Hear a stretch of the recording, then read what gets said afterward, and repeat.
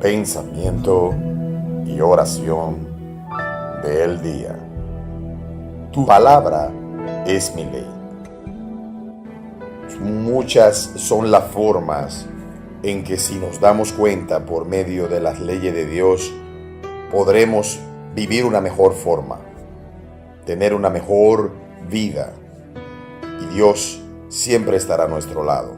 Él nos dejó diferentes importantes leyes, que las cuales, si la ponemos en práctica, nuestras vidas serían completamente diferentes a lo que posiblemente hoy es. Salmo capítulo 119, 1 al 2.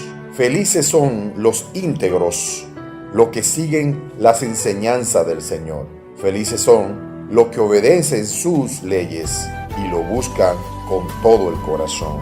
Las leyes del Señor están escritas y simple y llanamente debemos cada día aferrarnos a ellas. Las enseñanzas que Dios ha dejado atrás son mayor que cualquier otra enseñanza que el ser humano nos pueda dar. Aprendamos que las leyes que Dios ha dejado y estas grandes enseñanzas es nuestra mejor guía para que cada día tengamos una mejor forma de vivir y vivamos siempre bendecidos.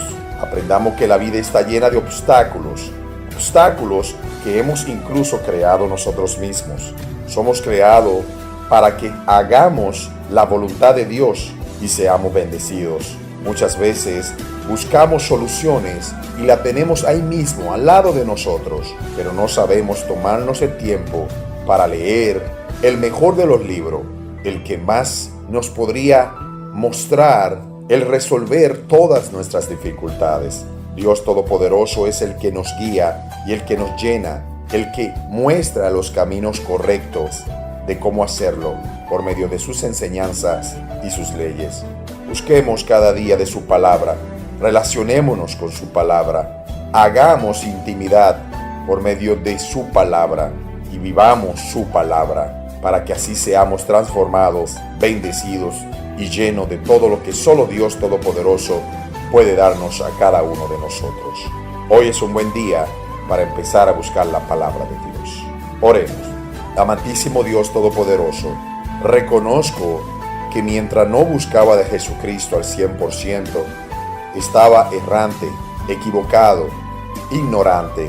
Ahora ya sé cuáles son tus leyes y tus enseñanzas.